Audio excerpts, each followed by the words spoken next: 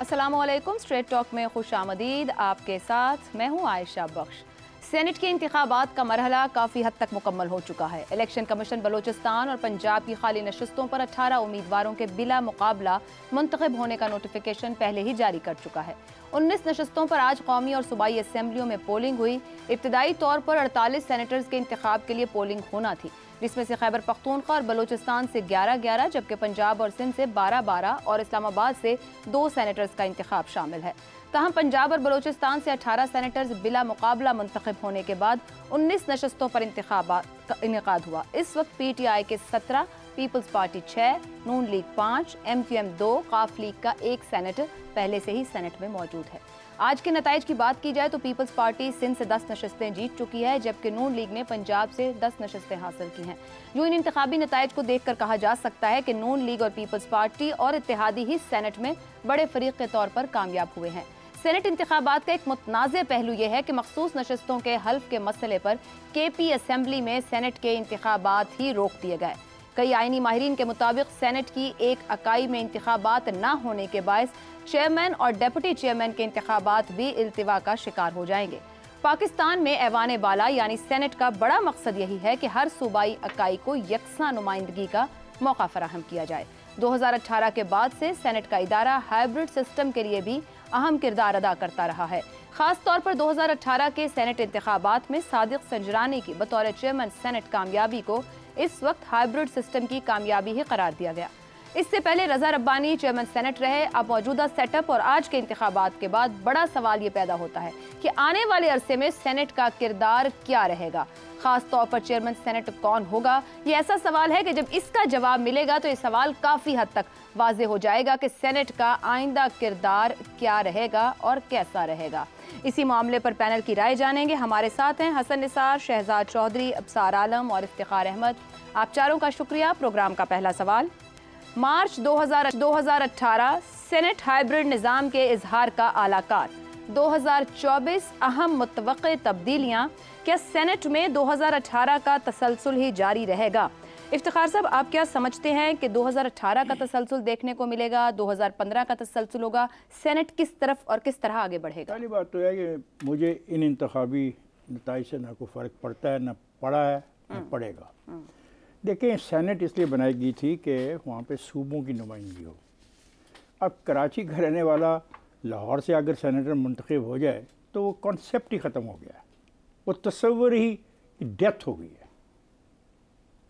पर ये तो लाजमी करार दिया जाना चाहिए कि सेनेट का रुकन वहाँ पे कम अज़ कम 10 साल का रिहायशी हो, कम अज़ कम। ये तो मजाक है सेनेट के साथ। कौन कर रहा है? हम सब मिलके, हम इदारे, हम मीडिया वाले, सियासतदान, सियासी पार्टियां। क्या मीडिया वाले नॉमिनेट कर रहे हैं, इलेक्ट कर रहे हैं, बोलते नहीं है? मैंने पहली दफ़ा ये बात की है। मैं देखूंगा इसकी हमायत कौन करता है। कोई नहीं करेगा, क्योंकि इसमें आईबॉल्स नहीं मिलते, इसमें वो क्लिक्स नहीं मिलती। क्या जिनकी जिम्मेदारी है कि दुरुस्त लोगों को, नुमाइंदों को लाएं? हमारी भी जिम्मेदारी है। अगर हम इस किस्म के सवाल तो उठाते हैं तो हमारी भी जिम्मेदारी है कि हम इस सवाल को आगे सवाल तो रखा है ना आपके? नहीं, मैंने रख दिया ना। मैंने आज ही, मैं हमेशा से कहता हूँ सेनेट का कॉन्सेप्ट क्या है। सेनेट का कॉन्सेप्ट यही है कि वहाँ का हो, ताकि वहाँ का रहने वाला नुमाइंदगी कर सके वहाँ के आवाम की। और क्या मुझे पता है फिर इसमें सेंस क्या रह जाएगी अगर हमने सेनेटर है कि 6 सेनेटर ऐसे मुंतखब करने हैं जो सूबे के नहीं है, या उन्होंने सूबे में आके वोट बनाया हो 6 दिन पहले या 6 महीने पहले। तो हमें संजीदगी से इस पर भी अब बहस करनी चाहिए। बाकी रहे सेनेट का कौन सेनेट का चीफ बनेगा, जिनके पास मेजॉरिटी होगा बनेगा। अब आपके नज़दीक वो मेजॉरिटी पिछली दफ़ा ताकतवर लोगों के पास थी, वो जो जिसको आप बोलते हो, क्या बोलते हो, फ़ौज का नाम तो लेते हैं आप, बड़ा खौफजदा होते हो तो नहीं, ऐसे शोल्डरों पे हाथ लगाते हो, वो उनकी थी तो उनका आदमी आ गया था। इस दफ़ा अगर उनके पास है तो फिर उनका आदमी आ जाएगा। लेकिन मेरा वही सवाल है, मुझे सेनेट से कोई फ़र्क नहीं पड़ता, वहाँ के अवाम को कोई फ़र्क नहीं पड़ता, उनके मसाइल को कोई हल करने की तजवीज़ मैंने सेनेट में आते हुए नहीं देखी। आपने तो वैसे कमाल बात कर दी। फिर सेनेट कर क्या रहा है? हमारे टैक्स के पैसे से जितना इस सेनेट को दिया जा रहा है, एक सेनेटर आने के लिए जितना पैसा लगा। मैं अपना मौक़िफ़ दे रहा हूँ, आपके पीछे मौक़िफ़ हो सकते हैं, उसका इजहार करते रहिएगा। मेरा मौक़िफ़ ये है, इस सेनेट ऑफ पाकिस्तान ने जब से ये बनी है, मुझे बताएं कौन से बुनियादी इशूज़ को डिबेट ही किया है, रिजॉल्व करना तो मुश्किल है, को रिजॉल्व तो अकेला अदारा ये कर भी नहीं सकता ना। अगर ये कोई चीज़ मंजूर करता है तो it has to be refer to the National Assembly, और अगर नेशनल असेंबली करती है तो it has to be refer to the senate.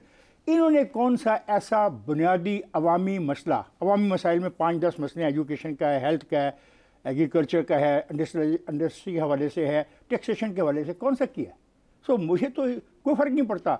अगर एक और संजरानी भी आ जाए मुझे कोई फ़र्क नहीं पड़ेगा, पिछले संजरानी से भी मुझे कोई फ़र्क नहीं पड़ा।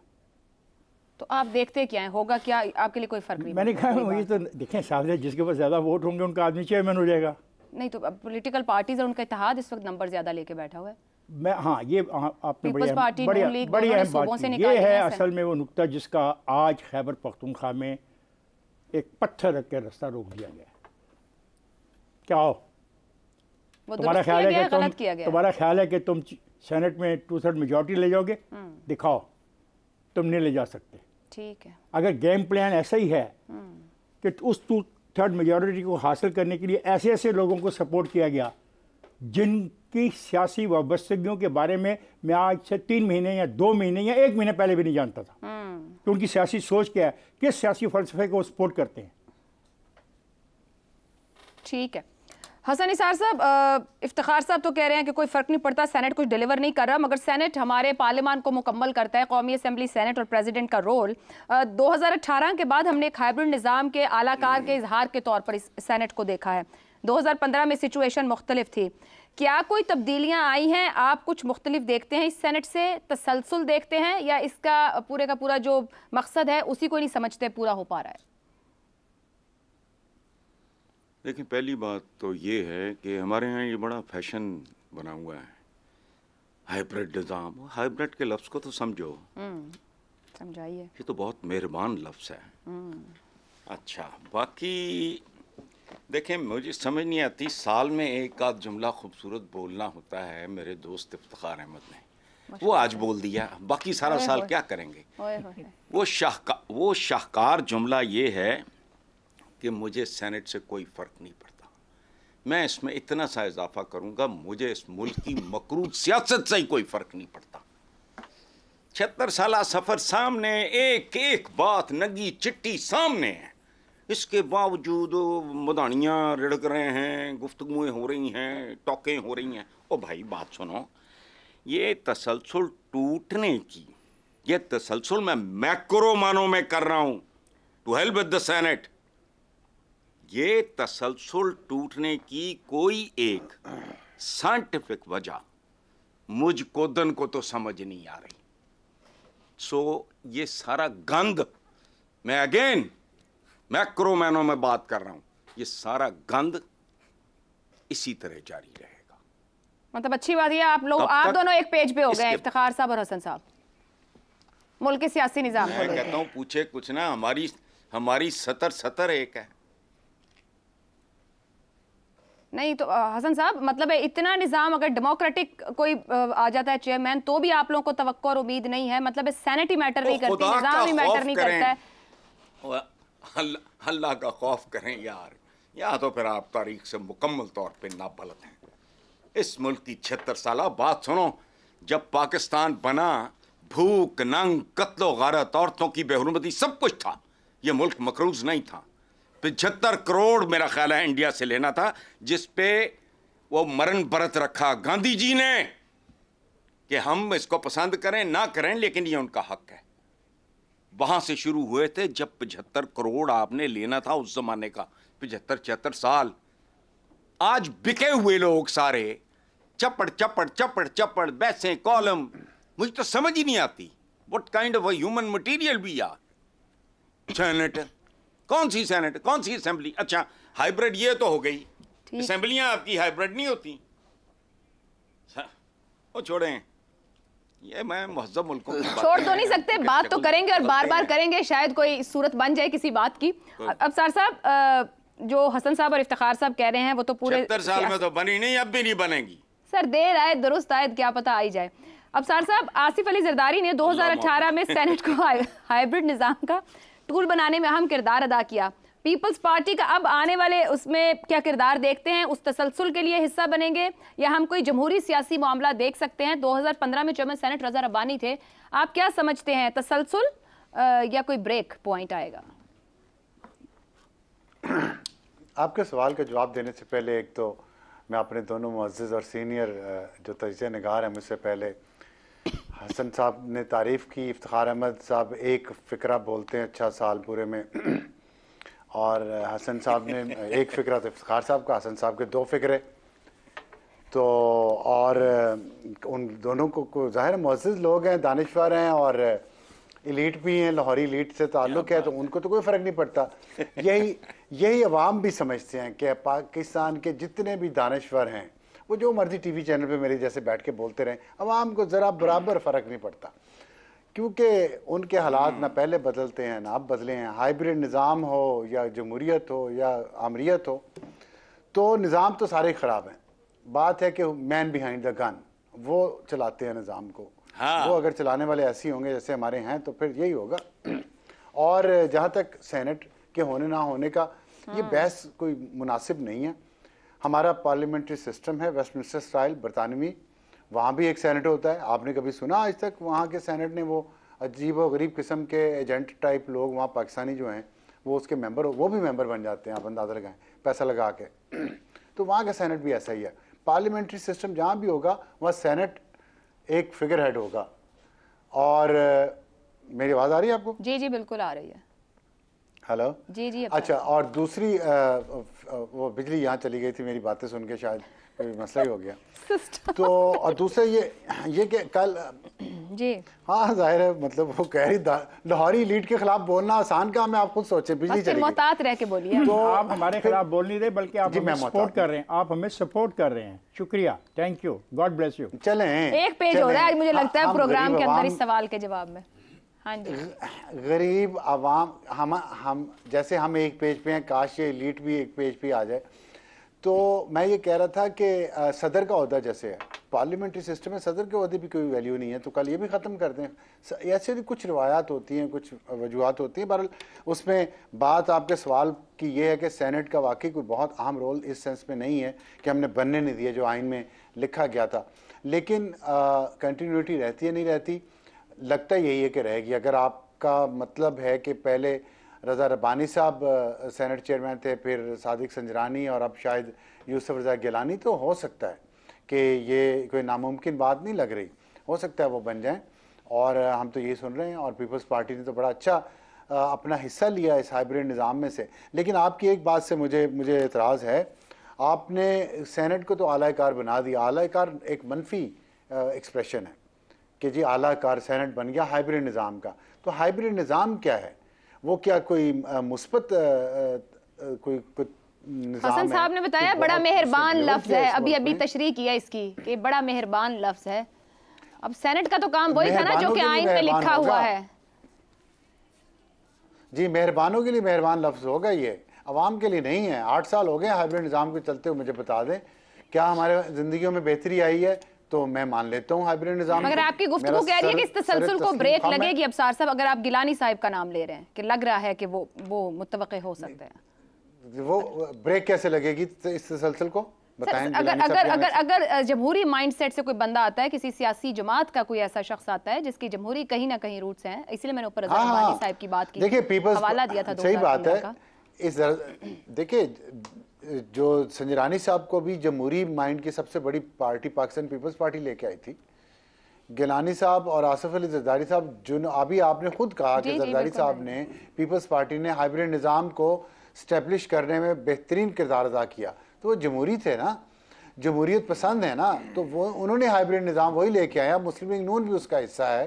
तो ये इसका ये मतलब नहीं है कि जमहूरी कुव्वतें इस हाइब्रिड निज़ाम के पीछे नहीं। हाइब्रिड निज़ाम का मतलब ही यही है कि आधा तीतर आधा बटेर, तो ना तीतर है ना बटेर है, आधी जमहूरियत है आधी अमरीत है। अल्लाह खैर सल्ला। शहजाद साहब कमेंट कीजिएगा कि तसलसल रहेगा नहीं। दूसरा, केपी असेंबली के जो इंतखाबात हैं वो रुक गए हैं, इलेक्शन कमीशन की तरफ से मुलतवी किए गए हैं, ये दुरुस्त फैसला किया गया है या ये ताखीर का शिकार करेगा चेयरमैन सेनेट और डिप्टी चेयरमैन सेनेट के इंतखाब को और मजीद पेचीदगियाँ पैदा होंगी? अच्छा, एक छोटी सी करेक्शन इजाज़त ले के अबसार साहब से कि जो बरतानिया का निज़ाम है ना, वहाँ पे हाउस ऑफ कॉमन तो वो उसमें तो इलेक्शंस डायरेक्टली होते हैं। जो हाउस ऑफ लॉर्ड्स है उसमें नॉमिनेशन होती है। हम तो फिर बड़े खुशकिस्मत हैं कि हम कोई इलेक्शन का ढोंग रचाते हैं सेनेट के लिए, उधर तो डायरेक्टली नॉमिनेशन कर देते हैं, अच्छा ये फलाना has been nominated to the House of Lords. और वो जाहिर है कि कुछ टेक्नोक्रेट्स होते हैं, कुछ और इंडिया में भी तकरीबन इसी किस्म का निज़ाम है। बहरहाल वो एक साइड पे करते हैं। देखिए आपका सवाल है कि हाइब्रिड निज़ाम 2018 उसका गालिबन आप संजरानी से तल्लक मिलाना चाहती हैं। 2019 में गालिबन स्टार्ट हुआ था, 2018 में तो हमारे इलेक्शंस हुए थे। हम हर इलेक्शन को हाइब्रिड इलेक्शन तो नहीं कह सकते। अगर हम वो बोलेंगे तो कहाँ तक पीछे जाएंगे इलेक्शनों को हाइब्रिड कहते कहते। तो कम से कम कुछ साख अपने इलेक्शनों की छोड़ देते हैं और कहते हैं कि जो हमारा सियासी जिस किस्म का निज़ाम है उसके अंदर से इलेक्शन उसी तरह के होते हैं और उसी तरह के नताइज मिलते हैं। किसी ने कहा था कि यार 30-35 सीटों से ज़्यादा हम कुछ भी पूरे मुल्क में भी पूरा जोर लगा लेना तो हम कुछ नहीं कर सकते अगर हम बहुत जोर लगाएं तो। और फिर किस तरीके से लोगों को इतना आप कह सकते हैं, वो अंदर जाते हैं, उनको डरा धमका के वो जाके मोर किसी और चीज़ पे लगाते हैं जाके, और फिर आपको सरप्राइज़ मिलता है। तो इस किस्म की जो मैनिपुलेशन है ना, एक बड़ी लिमिटेड किस्म की मैनिपुलेशन होती है। इलेक्शन हाइब्रिड नहीं होता। निज़ाम की जहाँ तक बात है कि हाइब्रिड है या नहीं है, अगर हम खुद ही अपने मुंह से हाइब्रिड कहते रहेंगे तो जमहूरियत तो आपके मुल्क में कभी भी नहीं आएगी। हमने 2008 से आप बोलें कि वो जो था वो क्या था, मुशर्रफ साहब का जो फार्मूला था उसके तहत वो गवर्नमेंट आई थी। अच्छा, उसके बाद 2013 में आ जाएं तो आप बोलें वो किसी आरओज़ या पता नहीं किसका इलेक्शन था। 2018 का इलेक्शन आप कह दो कि अच्छा कोई और लेके आया था। 2024 का भी इलेक्शन इसी तरीके से बात की जा रही है। तो आपको कहीं ना कहीं पे ब्रेक लगानी पड़ेगी अपनी सोच के अंदर। ये नहीं कि मेरी मर्जी का बंदा आएगा प्राइम मिनिस्टर बनेगा तो फिर मैं कहूँगा कि इलेक्शन ठीक है। पाकिस्तान की हद तक सोचें और कहें कि यार यही हमारी मजबूरी है, इन्हीं के अंदर रह के चलना है। अब आ जाते हैं आपके सवाल के ऊपर, संजरानी साहब हाइब्रिड थे या नहीं थे। सेनेट चेयरमैन जो है वो सिर्फ एक हाउस को चलाता है, वो लेजिस्लेशन नहीं कर सकता, जो कि सेनेट का बुनियादी काम है। वो नेशनल असेंबली से जितने बिल पास होकर आते हैं वो यहाँ पे इन्होंने देखने होते। मुझे बताइए, संजरानी हो या उससे पहले कोई और हो, रज़ा रब्बानी हो, रज़ा रब्बानी का एक काम ज़रूर था, वो जो 18वीं तरमीम के अंदर उन्होंने काम किया, बहुत अच्छा काम था, जहाँ सबको मिला के उन्होंने एक ऐसी अमेंडमेंट लेके आए, वो कॉन्स्टिट्यूशनल अमेंडमेंट। लेकिन मुझे बताइए कि संजरानी साहब या किसी किस्म का कोई भी आदमी हो, कौन सा इतना बड़ा काम उसने किया जिसको हम बोलें कि क्योंकि हाइब्रिड था इसलिए उसने ये किया।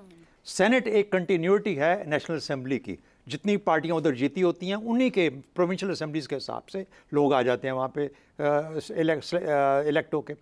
तो इसलिए जो कुछ वहाँ से निकलता है, मुझे बताइए कि चाहे वो संजरानी का था या किसका था, वो सेनेट थी, लाइन में लग के नेशनल असेंबली या कोई और सेनेट ने वोट दिए जब आपको आर्मी चीफ को एक्सटेंड करना पड़ा।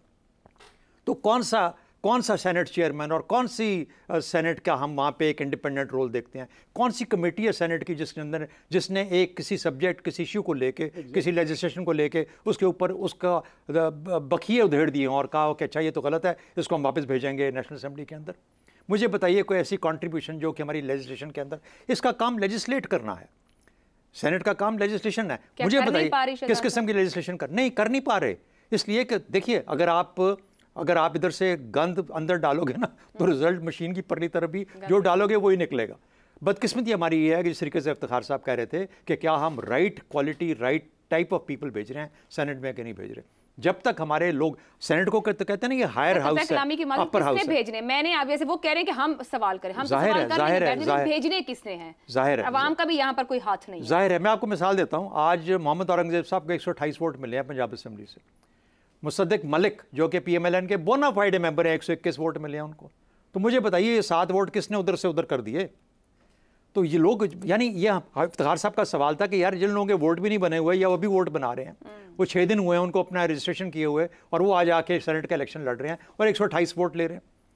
तो बहरहाल तो ये जिन लोगों ने वोट दिए हैं ये उनका काम था ना, उनको तो इसीलिए करके लोगों ने नॉमिनेट करके भेजा था कि यार आप हमारे नुमाइंदे हैं। और ये आपके सवाल का जवाब है कि जो वोटर हैं वो अवाम नहीं है, वोटर तो वो हैं जो सूबाई असेंबली के रुकन है। नहीं, लेकिन हम तो यकीन रखते को हमने सूबाई असेंबली में भेजा, वो अवाम के नुमाइंदे, वो अवाम के नुमाइंदे। ये एक डिबेट अच्छी डिबेट है। तो अवाम के नुमाइंदे जो हैं उनका काम है कि उनसे बड़ा ज़मीर की आवाज़ सुनने वाला कोई नहीं होना चाहिए।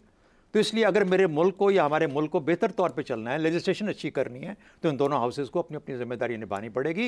यूसुफ रज़ा गिलानी साहब हो या कोई और आदमी हो वहाँ बैठा हुआ, उसका काम है कि वो प्रोसेस को चलाता है, उसका हाइब्रिड होने से फर्क नहीं पड़ता। मगर जितनी गुफ्तगू यहाँ पे की, आप करीबन सबकी गुफ्तगू इस नतीजे पर पहुंचाती है कि सेनेट ना कुछ डिलीवर कर पा रही है, ना कर सक रही है, और ना ही ऐसे लोग वहाँ बैठे इफ्तिखार साहब। तो फिर ये बात तो हमें यहाँ लेकर आ रही है कि फिर सेनेट का किरदार क्या है? वो सियासी जमातें अपने किरदार को खुद माइनस नहीं कर रही हैं। सेनेट का किरदार वो है जो आईने पाकिस्तान में कंसीव किया गया था। मकसद ये था कि चूंकि एक सूबे के पास बहुत ताकत है कौमी असेंबली की, ये तासर न जाए कि एक सूबा सारे मुल्क के निज़ाम को चला रहा है, तमाम इकाइयों के पास जाए। और फिर जब मैं ये कहता हूँ इकाइयों से मुराद वहाँ के रहने वालों को इलेक्ट करना है, ये नहीं जो जिस तरह मैंने कहा और उन्होंने नाम भी बता दिया, ये नहीं कि एक आदमी जो है वो फ्लाई करके आता है, वो अपने कहीं से अपना रजिस्टर करवा लेता है, वोट और इलेक्ट होकर आ जाता है। साहब, अब ये बात भी कही ना कि सियासी जमातें अपने रोल के ऊपर खुद अपने पाँव पे कुल्हाड़ी मार रही हैं, अपने रोल को छोटा करके बिल्कुल खुद जमहूरियत की नफी कर रही हैं। I agree with you. यहाँ पे और ख़ास तौर पे इन इलेक्शन में जो अब हुए हैं, इतने इस नोयत के दोस्त अंदर सेनेट के आए हैं, इससे पहले नहीं आए। जी अब सार साहब लेती हूँ जी, कहिए। देखिए, ये बार बार इफ्तिखार से बात कर रहे हैं कि सेनेट का मकसद ये था कि तमाम इकाइयों को बराबर का हिस्सा मिले, लेकिन दूसरे सूबों से लोग सेनेट में मुंतखब हो जाते हैं किसी भी सूबाई असम्बली से। मुझे याद नहीं पड़ता किसी भी सूबाई असम्बली से किसी और सूबे का कोई भी मुंतखब हुआ हो सेनेटर, एक्सेप्ट पंजाब से पंजाब की असम्बली से दूसरे सूबों के लोग इलेक्ट होते रहे हैं। और ये इनकी दलील जो है कि पंजाब पे सारा इल्ज़ाम ना आए कि पंजाब ही सारा निज़ाम चला रहा है, तो बड़ी अच्छी बात है अगर पंजाब में से सूबाई असम्बली में से 1-2 सीटें कभी सिंध को चली गई या केपी को चली गई, तो बड़े भाई के तौर पे लाहौरी एलीट को थोड़ा सा दिल बड़ा रखना चाहिए, इससे कोई फ़र्क नहीं पड़ता। ठीक है जी शहजाद साहब। मैं सिर्फ उसमें एक तो खैर रहमान मलिक बार बार सिंध से जाके इलेक्ट हुए, यहाँ की उनकी शहरियत थी, लेकिन उन्होंने वो वोट मिलता था उनको सिंध की सेनेट को जब जाते थे। तो एक तो ये मिसाल है, लेकिन उससे ज़्यादा मुझे उससे आगे का नहीं पता। हो सकता है अब साथ सही कह रहे हो। लेकिन एक बात और है, देखिए मैं एक जो बड़ा सवाल आता है हमारे आज के निज़ाम के ऊपर, आपने कहा कि ये भी हाइब्रिड ही चलेगा। मुझे हाइब्रिड इसमें कुछ नज़र नहीं आता। हाँ, पीपल्स पार्टी और PMLN ने आपस में एक कोलिशन, एक इल्हाक कर लिया, चाहे भले वो कैबिनेट में है या नहीं है, लेकिन वो एक साइड ऑफ द हाउस पे बैठे हुए हैं, इसलिए उनकी मेजॉरिटी है, चाहे वो सेनेट में हो चाहे वो नेशनल असेंबली में हो, इसलिए उनकी गवर्नमेंट है, इसलिए वो गवर्नमेंट चला रहे हैं। मेरा ख्याल है कि हमें इसको थोड़ी सी कोई इसकी जिसे कहते हैं ना क्रेडिबिलिटी, अपने निज़ाम को वो रखनी चाहिए इस जगह पे। और ये बिल्कुल एक पॉलिटिकल जमहूरी अंदाज से एक गवर्नमेंट बनी है, भले एक माइनॉरिटी पार्टनर्स की गवर्नमेंट है, लेकिन वो इस वक्त मेजॉरिटी में ठीक हो गया। लेकिन बड़ा हम सवाल फोरम से उठा है कि आखिर सेनेट का किरदार और क्या सेनेट के लिए चुनाव दुरुस्त तौर पर आइन में दिए गए तरीकों के मुताबिक होते हैं, क्योंकि ये किसी का इख्तियार नहीं कि अपनी मर्जी या जमात के मफाद के लिए काम करे, आइन में जिस तरह का लिखा है। और क्या हम ये कहने से ये क्रेडिबिलिटी बन सकती है कि जमहूरियत है या हाइब्रिड निज़ाम ये क्रेडिबिलिटी बनाएगा? वो तो अमाल ही बनाएंगे हमारी सियासी जमातों के। एक ब्रेक लेते हैं, ब्रेक से वापस आएंगे तो बात करेंगे क्राइम्स पर जो हर शहर में अपना नंबर ऊपर की तरफ लेकर जा रहे हैं।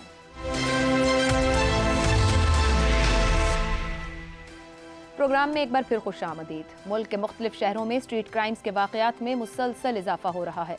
बड़े शहरों बिलखुसूस कराची, लाहौर, रावलपिंडी, इस्लामाबाद में रोजाना की बुनियाद पर सैकड़ों वारदातें रिपोर्ट हो रही हैं। 2 करोड़ से जायद आबादी वाले शहर कराची के बासी इन दिनों फिर से डाकुओं के रहमो करम पर हैं। शहर में मुसल्लह लुटेरे दंदनाते फिरते हैं, बुजुर्ग ख़वातीन समेत जिसको चाहते हैं, जब चाहते हैं और जहां चाहते हैं लूट लेते हैं और मज़ाहिमत पर कत्ल करने से भी दरेग नहीं करते। सिर्फ कराची में ही रवां साल स्ट्रीट क्राइम्स के 22,000 से जायद वाक़यात रिपोर्ट हुए हैं। गुज़श्ता 3 माह में डकैती, मुज़ाहिमत पर 50 शहरी कत्ल जबकि 400 से जायद जख्मी हो चुके हैं। सिर्फ रमज़ानुल मुबारक के पहले 20 दिन में 11 मासूम शहरी डाकुओं के हाथों जान से गए हैं। कराची में मोबाइल फ़ोन छीनना तो मामूल बन चुका है। 3 माह में 6,500 से जायद मोबाइल फ़ोन छीने गए हैं। 400 से जायद शहरी गाड़ियों से महरूम हो चुके हैं, जबकि 15,000 से जायद शहरियों की मोटरसाइकिल चोरी या फिर छीनी गई है। इन सब नंबर्स और फैक्ट्स के बावजूद वज़ीर दाखिला सिंध के मुताबिक ये नॉर्मल चीज़ है। स्ट्रीट क्राइम्स को बढ़ा चढ़ा कर पेश किया जा रहा है। ये जिंदगी का कारोबार है, कारोबार चलता है तो क्राइम भी हो जाता है। अमीर जमात इस्लामी कराची हाफिज नईमुर रहमान के मुताबिक डकैतों का पूरा नेटवर्क है जिसकी सरपरस्ती पुलिस करती है। कराची पुलिस में 10% एहलकार भी मकामी नहीं है, जबकि कराची के मुतादिद शहरियों ने भी क्राइम के जिम्मेदार कराची पुलिस को ही करार दिया है। उधर पंजाब के दिल लाहौर में भी स्ट्रीट क्राइम्स के नंबर्स बहुत अलार्मिंग हैं। लाहौर में एक दिन में जराइम के 375 वारदातें रिपोर्ट हुई हैं। लाहौर में रवां साल अब तक मोटरसाइकिल और गाड़ी चोरी या छीनने की 5,500 वारदातें रिपोर्ट हो चुकी हैं। इसी तरह रावलपिंडी, इस्लामाबाद में भी स्ट्रीट क्राइम्स के वाक़यात मुसलसल रिपोर्ट हो रहे हैं, जिस पर DIG ऑपरेशन सईद शहजाद बुखारी ने इस्लामाबाद में जराइम रोकने के लिए पुलिस अफसरान को 2 दिन की मोहलत दी है। जहां स्ट्रीट क्राइम्स में मुसलसल इजाफे की एक वजह गुर्बत, माशी बहरान और बढ़ती महंगाई को करार दिया जा रहा है, वहीं ये सवाल अपनी जगह मौजूद है कि आखिर इन जराइम को रोकने में इंतजामिया और पुलिस क्यों नाकाम है। लॉ एंड ऑर्डर को कंट्रोल करना पुलिस और इंतजामिया की जिम्मेदारी है, आखिर क्यों पुलिस इन क्रिमिनल्स का सद्देबाब नहीं कर पा रही है? इसी मामले पर पैनल के आगे सवाल रखेंगे। कराची, लाहौर, इस्लामाबाद में बढ़ते हुए स्ट्रीट क्राइम्स, दर्जनों शहरी कत्ल, सैकड़ों जख्मी, हजारों मोबाइल फोन्स, गाड़ियां और मोटरसाइकिल्स छीन ली गईं। पुलिस नाकाम क्यों? हसन निसार साहब, क्या वजह है पुलिस की इस नाकामी की कि कंट्रोल नहीं कर पा रहे लॉ एंड ऑर्डर को? देखिए, पहली बात यह है कि ये सिर्फ पुलिस नाकाम नहीं है, बाकी कौन सा महकमा है जो डिलीवर कर रहा है, बाकी कौन सी कम्युनिटी है जो डिलीवर कर रही है। वाज बड़े हैं, भाषण बड़े हैं, तकरीरें बड़ी हैं, तबलीग बड़ी है, हमारी अखलाकियात कहाँ है? एक बात। दूसरा, ये जो इस वक्त की सूरत हाल है उसका ताल्लुक है एक मुहावरे से, तंग आमद बजंग आमद। एक मिसरा है, वो भूख है आज़ा कहीं आज़ा को ना खा लें। ये हुआ है माशरों में। अच्छा, अब वजूहात वही घिसी पिटी पुरानी, सुकड़ते वसाइल, बेतहाशा टुटे छितर की तरह फैलती आबादी, करप्ट, खुदगर्ज, मायोपिक हुक्मरान, हद से तजावज़ कर चुके कर्जे, बेसमत अदारे, माशी वसाइल की इंतहाई बेरहमाना और ज़ालिमाना तकसीम, बेरारो आवाम, मेरिट की मौत, जहालत का अरूज। और ये इसमें इसके अलावा आप क्या एक्सपेक्ट करते हो? मुझे सिर्फ आप ये बता दें, कौन है जो डिलीवर कर रहा है? आपने पुलिस पे, ठीक है पुलिस ज़ेर बहस है तो आप पुलिस की ही बात करोगे, लेकिन तालीमी इदारे, अभी आपका वजीर कह के हटा है 2 दिन पहले कि मुझे धमकियां और रिश्वत इकट्ठी ऑफर हुई इम्तिहानी मराकज़ के हवाले से। पिछले दिनों आया था पुलिस के, पता नहीं कोई सब इंस्पेक्टर या वो इस तरह के थे, उनमें पता नहीं कितने बेशुमार जाली निकले, कैंडिडेट था ही नहीं, उसने अपनी जगह किसी और को भेजा हुआ था। मतलब कहाँ क्या बाकी रह गया है? मुझे बताएं। हमारी सहाफत से लेके जो हमारी तबलीगें हैं, क्या है इनमें? इनका कोई आउटकम है? कोई नतीजा है? नतीजे से देखता है आदमी। जी मैंने बड़ा दौर लगाया, नतीजा 0 है तो मैं 0 हूं। किस चीज का है ये बाज, ये फलाना टमकाना? तो क्या है ये? कदम कदम पे बेहयाई, बेशर्मी, ढिठाई, गंदगी, गलाजत, लॉलेसनेस। वो तो हमारा रवैया पुराना है। अब चूंकि भूख बढ़ रही है, क्राइम बढ़ेगा। सादा जवाब तो यही है। ठीक हो गया जी, ठीक हो गया। अब सार साहब, जितने बड़े शहर हैं, कराची, लाहौर, रावलपिंडी, इस्लामाबाद और फिर छोटे शहरों तक भी मामला पहुंच रहा है। दर्जनों कत्ल, चोरी, डकैती, मतलब है कौन सा क्राइम है जो नहीं हो रहा? क्या जिम्मेदारी किसी एक पर नहीं डाल सकती है? पुलिस, इंतजामिया, बेरोजगारी, गुर्बत, सब पर डाल दी जाए और कोई भी कहीं भी जिम्मेदार बनने को तैयार नहीं क्योंकि सभी गलत हैं, तो जी गलती दूसरे पर डाल दी जाए? नहीं, मेरा ख्याल है कि हमारे दिल में एहसास ही नहीं है। यहाँ पे इंसानी ज़िंदगी की हमारे माशरे में कोई कीमत नहीं है, ख़ास तौर पे आम आदमी की, उसकी ज़िंदगी की कोई कीमत नहीं है। इसलिए हम अपना निज़ाम इस तरह बनाते ही नहीं हैं कि जिसमें इंसानी ज़िंदगी की हिफाजत की जाए। या अब दुनिया में कहीं चले जाएँ तरक्की याफ्ता ममालिक में, उनका निज़ाम पूरा जो है वो सारा इस तरह से बनाया गया है कि उसमें टॉप मोस्ट चीज़ जो है इंसानी ज़िंदगी को बचाना होता है। हमारे यहाँ सबसे पहले इंसानी ज़िंदगी से चली जाती है ना जब, तो हम कहते हैं अल्लाह की रज़ा है। हमने मज़हब का इस्तेमाल इस तरीके से किया है, फिर मसाइल इतने सारे हैं कि हमारे पास और कोई चारा ही नहीं है ये कहना, ये समझना कि अल्लाह की रज़ा है। कोई हादसा हो जाए, हॉस्पिटल में आपको इलाज नहीं मिलता, हॉस्पिटल तक पहुँच नहीं पाते आप। अभी ये देखें ना, आपने कहा कि बड़े शहरों में पुलिस के पास रिसोर्सेज नहीं है, पुलिस के साथ साथ रेंजर्स भी है। कराची में तो पिछले 45 साल से रेंजर्स हैं। कभी हमने कोई कॉस्ट एंड बेनिफिट एनालिसिस किया कि पैरामिलिट्री फोर्स को जो बॉर्डर पे होती है, फर्स्ट लाइन ऑफ डिफेंस है, हमने उसको एक शहर में ला के बिठा दिया, और इसलिए कि इमरजेंसी थी, अर्जेंसी थी। और भी इस्लामाबाद में भी रेंजर्स पिछले 20 साल से है, लेकिन यहाँ पे स्ट्रीट क्राइम कराची जितना हो गया है। अभी 2 दिन पहले मेरे एक दोस्त की बेटी और उसकी 7 दोस्त जा रहे थे, उनको उन्होंने छीन लिया घर के सामने से, पर्स भी और फ़ोन भी लेके छीन के। अब वो ट्रॉमा जो होता है, इतने सारे माशरे में लोग हैं जिनके साथ ये होता है, कोई कत्ल हो जाता है, कोई ज़ख्मी हो जाता है, वो जो ट्रॉमा कैरी करते हैं सब लोग, उसके ऊपर कोई है हमारे यहाँ पे कोई एहसास? हमारे तो इंसानी जान के बारे में कोई एहसास नहीं है। तो मैं ये कह रहा हूँ जो लॉ एंड ऑर्डर इम्प्लीमेंट करने वाले इदारे हैं, उनके पास वसाइल नहीं है। वसाइल हैं तो उनका हिसाब कोई नहीं है। इस्लामाबाद में तो मैंने देखा है कि यहाँ बहुत सारी पुलिस जो है उसका काम VIP ड्यूटीज़ पे है, प्रोटोकॉल पे है, अगर इन्वेस्टिगेशन ये जो अभी सुप्रीम कोर्ट में केस चल रहा है जर्नलिस्ट पे अटैक का, उसमें प्रोसिक्यूशन का क्या हाल है? प्रोसिक्यूशन को पता ही नहीं अपना काम कैसे करना, तो सारा जो आवे का आवा बिगड़ा हुआ है।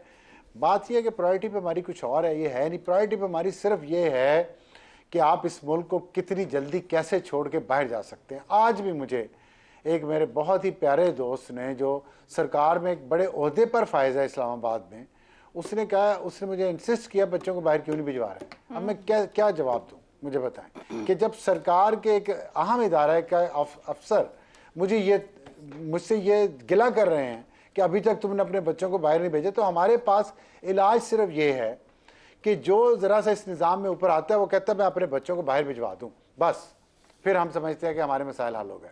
ये है हमारे पास हर मसले का हल कि बाहर चले जाओ, ऐसे तो नट जाओ, क्योंकि निज़ाम ने तो ठीक होना नहीं।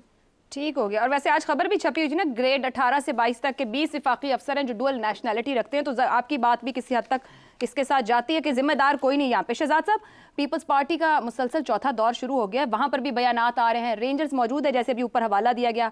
हाफिज नईमुर रहमान साहब कह रहे हैं कि डकैतों का पूरा नेटवर्क है, पुलिस की सरपरस्ती है।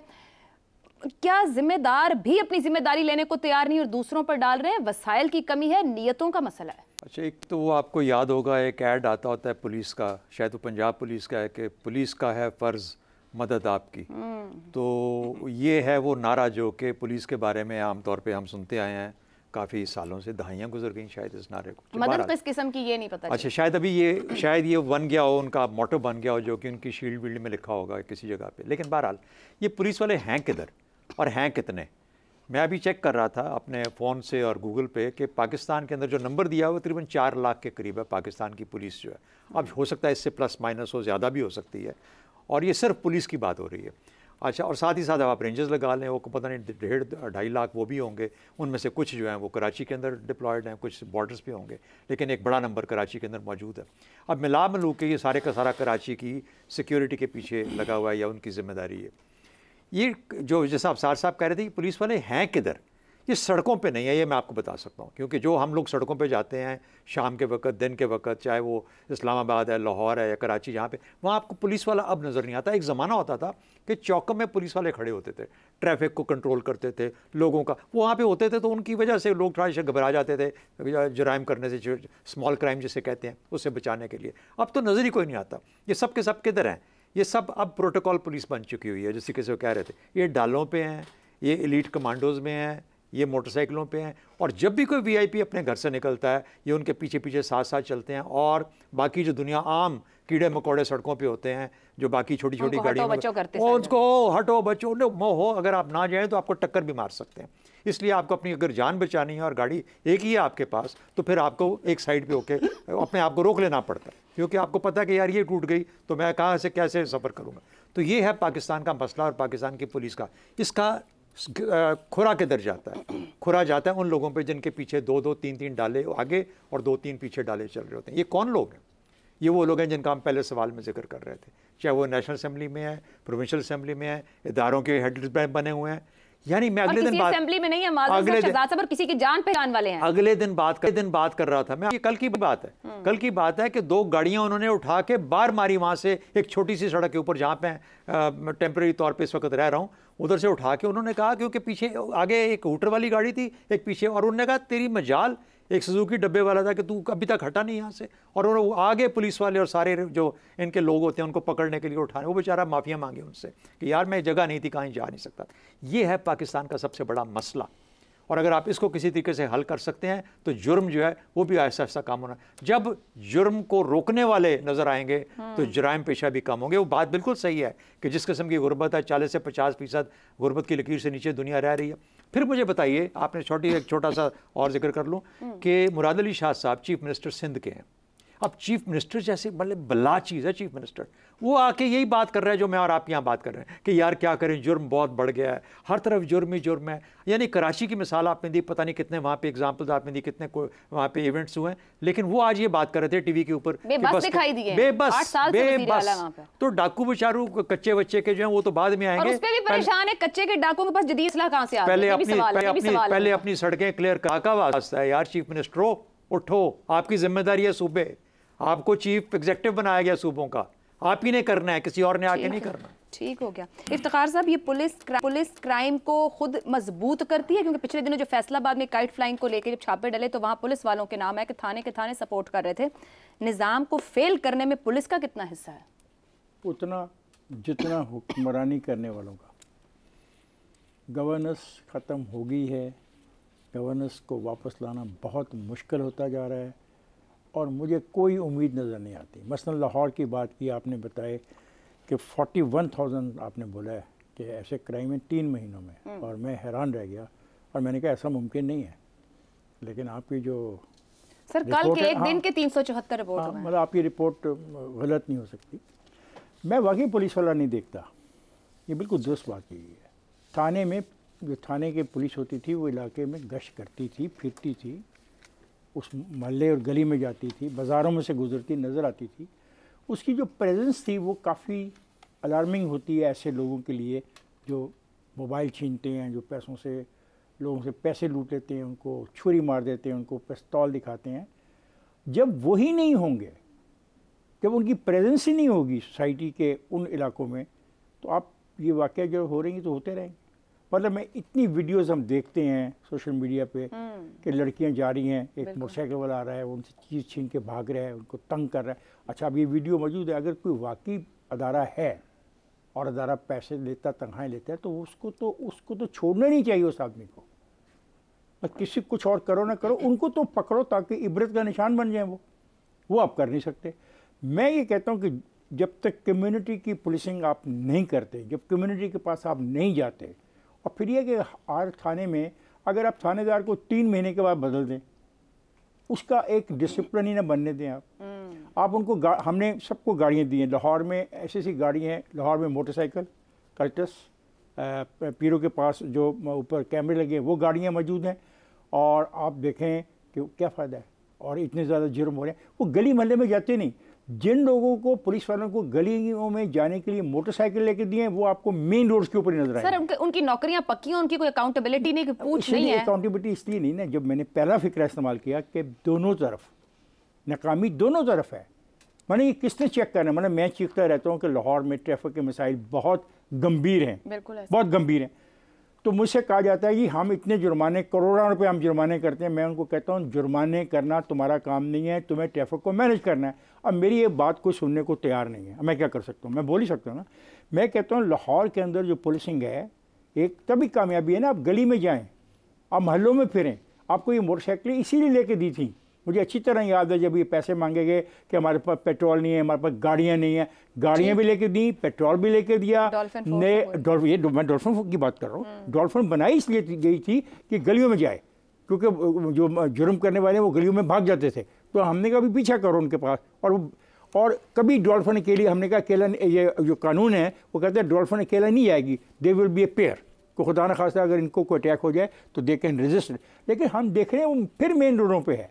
और कल एक ऑफिसर को जा रहा था माल्टन के से लेके मेरे दफ्तर तक, ठीक 325 पुलिस वाला मैंने गिना जो उसके लिए खड़ा था सड़क के ऊपर। 325 माल्टन मोड़ से लेके। बड़ा कौन जा रहा था? मेरा ख्याल है सम बिग ऑफिसर, कोई बड़ा सियासतदान नहीं था, वो बड़ा अफसर था कोई, क्योंकि जिस तो फिर बात यहाँ मंतकी अंजाम को पहुंची कि फिर अशराफिया या वो लोग जिनके पास ये इख्तियार है, पुलिस भी उन्हीं की राखी को है, अवाम की राखी को नहीं है। कह सकते हैं कि उनकी राखी को, बल्कि मैं तो ये कहता हूँ कि वो शायद अपना समझती है कि जवाबदेही वो उनको है।